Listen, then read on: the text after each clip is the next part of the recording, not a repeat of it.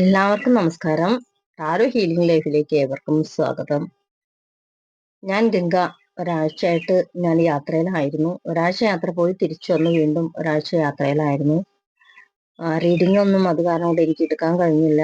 യാത്രയിലായ കാരണം കൊണ്ട് പോയ സ്ഥലത്തൊന്നും നിങ്ങൾക്ക് വേണ്ടി റീഡിംഗ് എടുക്കാൻ പറ്റിയ സാഹചര്യം ആയിരുന്നില്ല.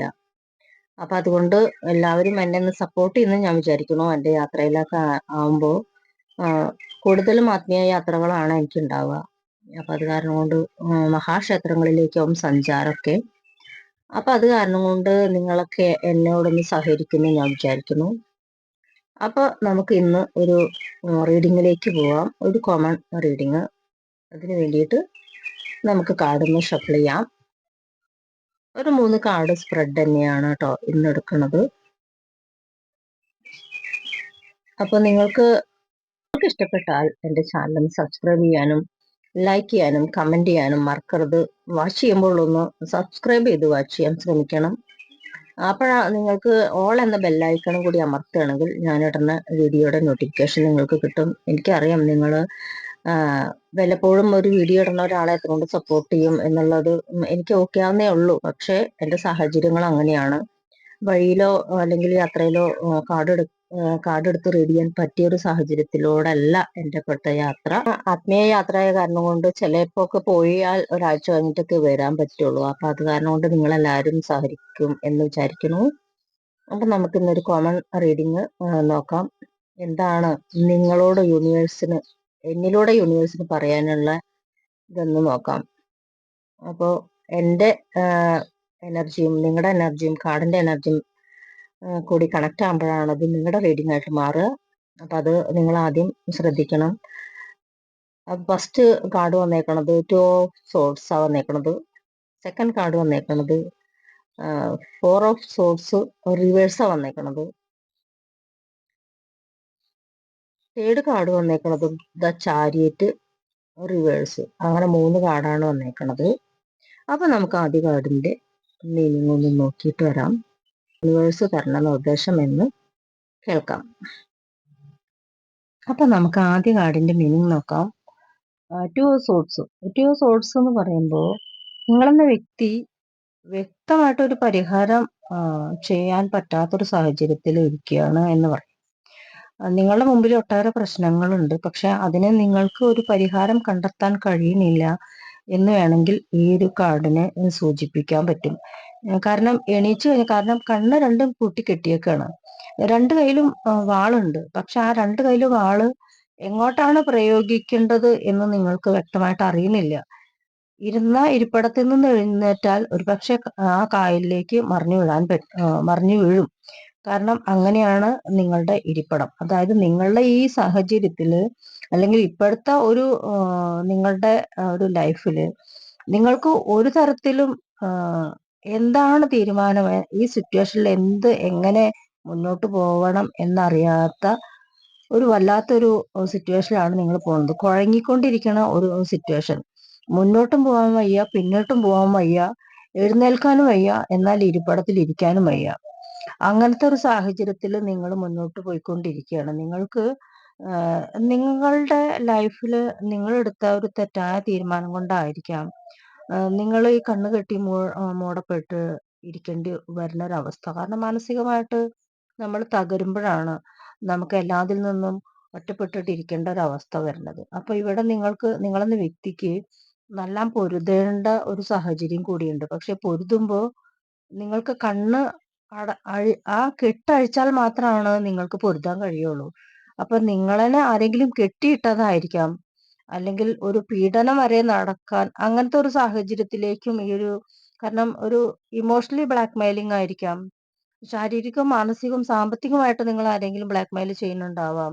നിങ്ങൾക്കൊന്നും പ്രതികരിക്കാൻ പറ്റാത്ത ഒരു സാഹചര്യത്തിലാണ് നിങ്ങൾ ഇപ്പോൾ ഉള്ളത് എന്ന് തന്നെയാണ് യൂണിവേഴ്സ് നിങ്ങൾക്ക് ഉള്ളൊരു നിർദ്ദേശം പറയുമ്പോൾ.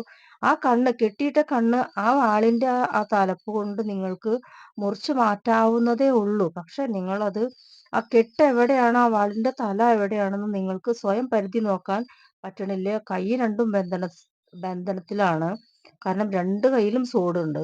പക്ഷെ അത് പ്രയോഗിക്കാൻ നിങ്ങൾക്ക് കഴിയണില്ല. അപ്പൊ നമുക്ക് ഇനി രണ്ടാമത്തെ കാർഡിന്റെ നിങ്ങൾക്ക് ഇനി എന്താണ് യൂണിവേഴ്സ് നിങ്ങളുടെ നെക്സ്റ്റ് ഓപ്ഷൻ? ഇപ്പൊ നിങ്ങൾ വല്ലാത്തൊരു സാഹചര്യത്തിൽ നിങ്ങൾ ഒറ്റപ്പെട്ടിട്ട് ശാരീരികവും മാനസികവുമായിട്ട് വെല്ലുവിളി നിറഞ്ഞ ഒരു ലൈഫാണ് നിങ്ങൾക്ക് ഇപ്പൊ പോയിക്കൊണ്ടിരിക്കുന്നത്.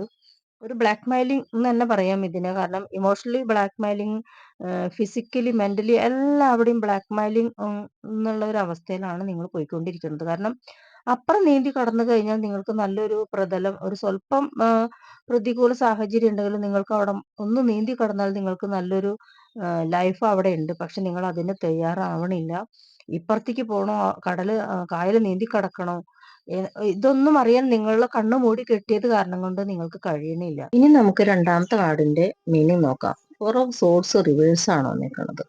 അപ്പോൾ ആദ്യ കാർഡിൽ തന്നെ നിങ്ങളുടെ വ്യക്തമായ കാര്യങ്ങൾ പറഞ്ഞിട്ടുണ്ട്. അപ്പൊ രണ്ടാമത്തെ കാർഡിൽ നിങ്ങൾക്ക് ആ മാനസിക പിരിമുറുക്കം എല്ലാം കുറയാനും അല്ലെങ്കിൽ ഒരു മോചനം, അവിടെ ഇരുന്നിരുന്ന ആ ഒരു അവസ്ഥയിൽ നിന്നെല്ലാം ഒരു മോചനം നിങ്ങൾക്ക് മോചനത്തിലുള്ള സമയമായി എന്നുള്ളതാണ് നിങ്ങളോട് യൂണിവേഴ്സ് പറയണത്. കാരണം നിങ്ങൾക്ക് ഒരു പുതിയ തുടക്കം, എന്തിൻ്റെങ്കിലും ഒരു പുതിയ തുടക്കത്തിനും സമയമായി. ഇനി ശാരീരികമായിട്ടൊരു വിശ്രമം ആവശ്യമാണെങ്കിൽ നിങ്ങൾ അതും കണ്ടെത്തേണ്ടിയിരിക്കുന്നു എന്നതിനും ഈ കാർഡ് സൂചിപ്പിക്കുന്നുണ്ട്. അപ്പൊ നിങ്ങൾ മാനസിക വെല്ലുവിളി നിറഞ്ഞൊരു ലൈഫിലൂടെ മുന്നോട്ട് പോയിട്ട് ഇപ്പൊ നിങ്ങൾക്ക് അതിൽ നിന്നെല്ലാം ഒരു മോചനത്തിന്റെ ഒരു വക്കിലെത്തി നിൽക്കുകയാണ് നിങ്ങൾ എന്നുള്ളതാണ് ഇപ്പൊ രണ്ടാമത്തെ കാർഡ് സൂചിപ്പിക്കുന്നത്. അപ്പോ നിങ്ങൾക്ക് മനസ്സിലേറ്റ മുറിവുകളോ അതുപോലെ തന്നെ നഷ്ടപ്പെട്ട പാസ്റ്റിലുണ്ടായിരുന്ന ഒട്ടേറെ മാനസിക സമ്മർദ്ദങ്ങളോ അതെല്ലാം മാറ്റിയിട്ട് നിങ്ങൾക്ക് മുന്നോട്ട് പോകാൻ സമയമായിട്ടുണ്ട്. ഇനി നമുക്ക് നോക്കാനുള്ളത് മൂന്നാമത്തെ കാർഡ്, ദ ചാരിയറ്റ് റിവേഴ്സ് ആണ് വന്നേക്കുന്നത്. അപ്പൊ അത് നിങ്ങൾക്ക് സൂചിപ്പിക്കണത് നിങ്ങൾക്ക് മുൻപേ ഒട്ടേറെ അനുഭവങ്ങൾ ലൈഫിലുണ്ട്. അപ്പൊ ആ അനുഭവങ്ങളിൽ നിന്ന് നിങ്ങൾക്കൊരു ദിശാബോധം നിങ്ങൾക്ക് കിട്ടിയിട്ടുണ്ടാവും. എന്താണ് ചെയ്യേണ്ടത്, എങ്ങനെയാണ് മുന്നോട്ട് പോവേണ്ടത് എന്നുള്ള ഒരു ദിശാബോധം, വ്യക്തമായിട്ടുള്ള ഒരു ദിശയെ നിങ്ങൾ കണ്ടെത്തേണ്ടിയിരിക്കുന്നു എന്നുള്ളത് സൂചിപ്പിക്കാൻ പറ്റും. പിന്നെ നിങ്ങൾക്കൊരു ഒരു ഇനിയും ഒരു ആക്രമണം നേരിട്ടാൽ അതിന് വേണ്ടി പൊരുതാൻ നിങ്ങൾ തയ്യാറെടുക്കണം. നിങ്ങളുടെ ലൈഫിൽ ഇനിയും ഇതുപോലെ എന്തെങ്കിലുമൊക്കെ വന്നു ചേരാം.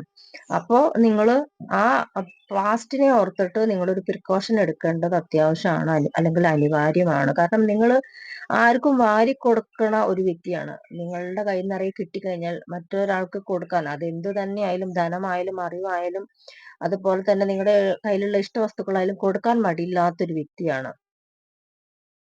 നിങ്ങൾ കയ്യിൽ കിട്ടുന്നതൊക്കെ വാരിക്കോരി കൊടുക്കുന്ന ഒരു വ്യക്തിയായ കാരണം കൊണ്ട് നിങ്ങൾ ലൈഫിൽ ഒട്ടേറെ സാമ്പത്തിക ബുദ്ധിമുട്ടൊക്കെ അനുഭവിക്കേണ്ടി വന്നിട്ടുണ്ട്. നിങ്ങളെന്ന വ്യക്തി ഉദാര മനസ്കനാണ്, അല്ലെങ്കിൽ ആർക്കും എന്തും ദാനം ചെയ്യാൻ ഇഷ്ടപ്പെടുന്ന ഒരാളാണ്. അപ്പൊ കിട്ടുന്നതൊക്കെ ഒരു പക്ഷെ ദാനം ചെയ്തിട്ട് നിങ്ങൾ വല്ലാതെ ഒന്നും ഇല്ലാത്തൊരവസ്ഥയിൽ ഒറ്റപ്പെട്ടിട്ട് ഇരിക്കേണ്ടി വന്നിട്ടുണ്ടായിരിക്കാം. അപ്പൊ അത് കാരണം കൊണ്ട് നിങ്ങളുടെ തടസ്സങ്ങൾ, ഇതുവരെ നിങ്ങളുടെ ലൈഫിൽ ഉണ്ടായിരുന്ന പാസ്റ്റിലും പ്രസൻസിലും ഉണ്ടായിരുന്ന ഈ തടസ്സങ്ങളെല്ലാം മാറ്റി ഫ്യൂച്ചറിലേക്ക് വേണ്ടുന്നതായ എല്ലാ സഹായവും നിങ്ങൾ മഹാദേവനെ സങ്കല്പം ചെയ്തുകൊണ്ട് അല്ലെങ്കിൽ മഹാദേവനെ പ്രാർത്ഥിച്ചുകൊണ്ട് മുന്നോട്ട് പോകുമ്പോൾ നിങ്ങൾക്ക് വേണ്ടതായ എല്ലാ നിർദ്ദേശങ്ങളും എല്ലാത്തിനും വഴികാട്ടിയിട്ട് മഹാദേവൻ ഉണ്ടാവും.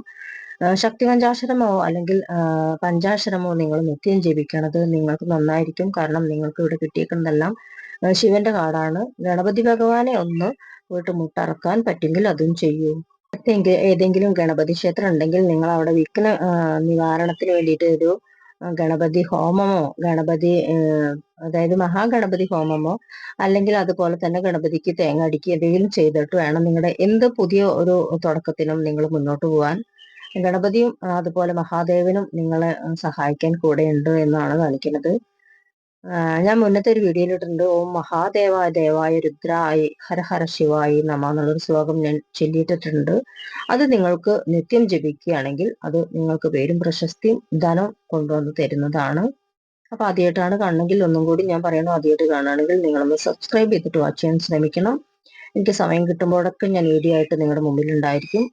അപ്പൊ നമുക്ക് വീണ്ടും കാണുന്നത് വരെ നന്ദി, നമസ്കാരം.